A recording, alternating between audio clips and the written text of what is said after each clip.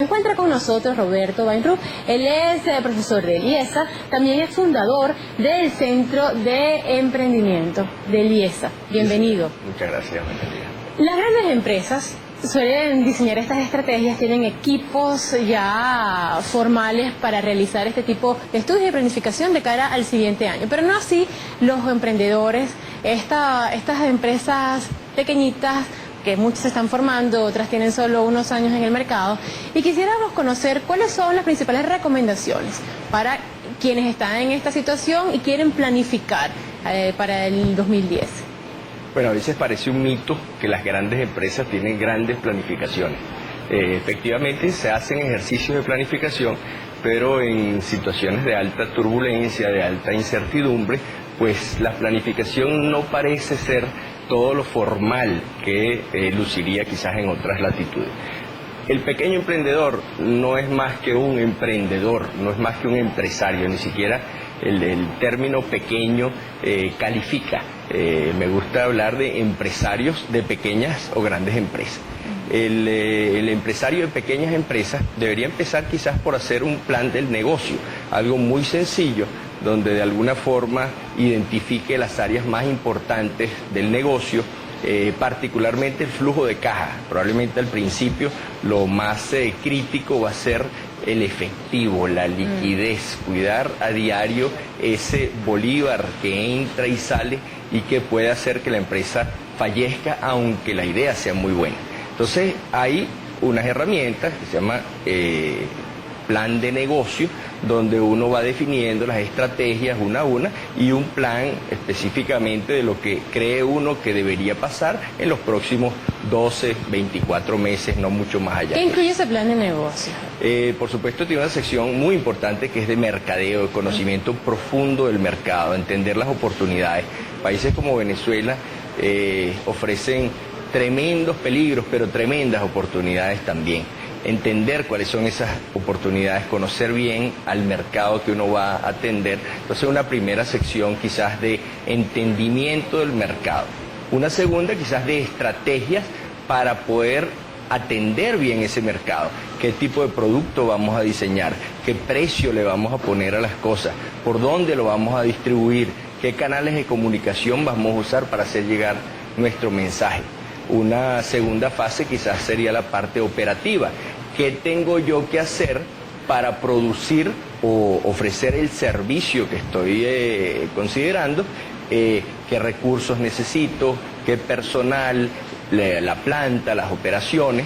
Y después quizás una tercera parte por dividirlo en tres toletes o tres tranches. Primero el mercado, el segundo las operaciones y después traducir todas estas cosas que hemos estado hablando en un plan financiero. O sea, ¿cómo se van a ver los estados financieros? ¿Cuál va a ser ese flujo de caja? ¿Cómo se va a proyectar? ¿Cómo me voy a financiar ese proyecto? Entonces, definitivamente quizás necesita asesoría el emprendedor que decide asumir este reto, ¿no? Hay muchos emprendedores que quizás una carrera profesional, y no necesariamente en administración o afines, economía, esto le permite tener un pensamiento estratégico, y quizás con una ayuda de un tercero, porque los equipos siempre son importantes. O sea, las corporaciones de un solo hombre ya no son así. Probablemente hay un solo hombre que es el vocero de la empresa, pero por detrás hay una cantidad de factores que ayudan a que esto suceda. De cara al futuro, definitivamente un plan siempre ayuda, pero algunos empresarios de pequeñas y de grandes empresas manifiestan que experimentan incertidumbre en cuanto a lo que podría ocurrir en los próximos meses. Hay muchos que dicen, bueno, una empresa debe ser flexible para atender las oportunidades que se presentan en el mercado, cambios en los patrones de consumo, caída en la demanda de unos productos, incremento en la demanda de otros productos, pero ¿hasta dónde puede ser flexible una empresa sin que esto afecte el capital, la estructura que ella tiene? Es muy complicado, sin lugar a dudas, pero peor aún es no tener un norte, no tener un faro hacia el cual llegar. Entonces la recomendación probablemente es hacer escenarios, calcular riesgos, hacer algún tipo de matriz de riesgo donde uno vea qué eventos pueden ser tener impactos muy importantes en la organización y de alguna forma preparar un plan para esa eventualidad. Pero sin lugar a dudas uno debe tener un llegadero hacia dónde ir, y eso solo lo da un plan y una visión estratégica. Siempre varios escenarios, Por muy supuesto. buenos, medianos y muy malos. No necesariamente así, sino que prevea ciertas contingencias. Entonces, ¿qué sucedería si pasa tal cosa? Entonces uno le asigna algún tipo de probabilidad a ese evento. Dice, ese es un evento muy probable. Entonces será muy bueno que uno prepare un plan para un evento muy probable. ¿Qué sucedería si pasa tal otra cosa? Y ese es un evento de muy baja probabilidad. Bueno, improvisaremos sobre la marcha en eventos de muy baja probabilidad y que no nos agarren desapercibidos momentos o eventos, perdón, que nosotros consideremos que tienen alta probabilidad de ocurrir. Y esto vale para las pequeñas empresas y para las grandes todos. empresas y para aquel que se vaya a introducir. Para todos. en Lo el que mercado. pasa, y quizás aquí la gran diferencia, que la gran empresa quizás tiene más recursos para afrontar situaciones problemáticas puntuales. La pequeña empresa, por ese tema del flujo de caja tan escaso, posiblemente sea más frágil, y sobre todo si está en etapa embriónica. Recientemente un presidente de una cámara empresarial manifestaba que la tendencia de las empresas es a realizar estos planes con menor periodo que lo que se hacía anteriormente. Decía, antes se podía planificar a un año, ahora la tendencia es planificar cada 3 meses. ¿Ustedes han registrado eso también? Sí, eso es absolutamente cierto. Nosotros estamos acostumbrados a ver planes a 5 años, no a un año. La empresa requiere de tiempo para conseguir metas importantes. Entonces estamos usualmente viendo planes de 2 años, de 3 años, de 5 años, es lo común. Cada vez más vemos, con mucha mayor frecuencia, planes de más corto plazo, y mucha gente hoy en día que actúa en línea. Se levanta en la mañana, ve qué es lo que está pasando y actúa en función de eso. Pero probablemente esa no es la mejor recomendación. Pero varios de los profesores IESA están organizando una actividad en la que van a aportar estrategias y van a dar algún tipo de orientación para lo que han denominado cómo enfrentar la turbulencia, ¿no? Y un poco la incertidumbre. ¿Cuáles serían esas estrategias y esas orientaciones, sobre todo para las grandes empresas que tienen que prever costos de reposición, costos laborales? Déjenme contarle el origen un poquito de esto, ¿no?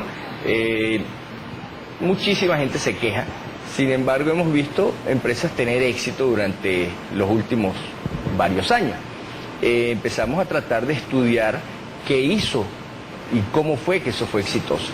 Consideramos una lista de las empresas más grandes del país de hace 7, 8 años y vimos cuáles habían permanecido, cuáles habían sobrevivido dentro de esa lista 7, 8 años más tarde.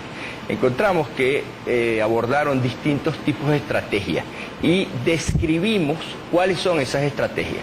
Para esto estamos convocando el día jueves a un foro en el IESA que va a hablar un poco de esas estrategias que fueron exitosas en los últimos años, lo cual no quiere decir que vayan a ser exitosas en el futuro, pero hemos invitado también a un profesor de Harvard, Noel Maurer, que nos va a hablar de estrategias exitosas en tiempos turbulentos hacia adelante. Ahora, ¿qué incluyen en líneas generales estas estrategias exitosas, aun cuando los modelos podrían no adaptarse a un determinado sitio o un determinado momento? En líneas generales, ¿cuál es el secreto? Yo creo que el secreto es entender las oportunidades y entender los mercados. Por ejemplo, todos sabemos que Venezuela es un país más inseguro, ¿verdad? Por ahí hace unos cuantos años alguien entendió bien el concepto y lo tradujo a centros comerciales. Esos centros comerciales mucho más seguros, donde el carro está seguro, donde hay horas extendidas, donde la gente trabaja al mediodía, entonces abren en horarios nocturnos. Entonces hay una tendencia hacia la compra al detalle a través de ese nuevo canal de distribución. Entonces eso es entender un cambio. Otra cosa es empresas que han ido saliendo del país y otras que han sido los compradores a precios muy económicos de esas empresas. Entonces tenemos empresas que han crecido muchísimo vía adquisiciones durante este periodo. Eso no guarda ningún tipo de seguridad de gente que ha tomado riesgos importantes, pero muchos de estos han sido exitosos.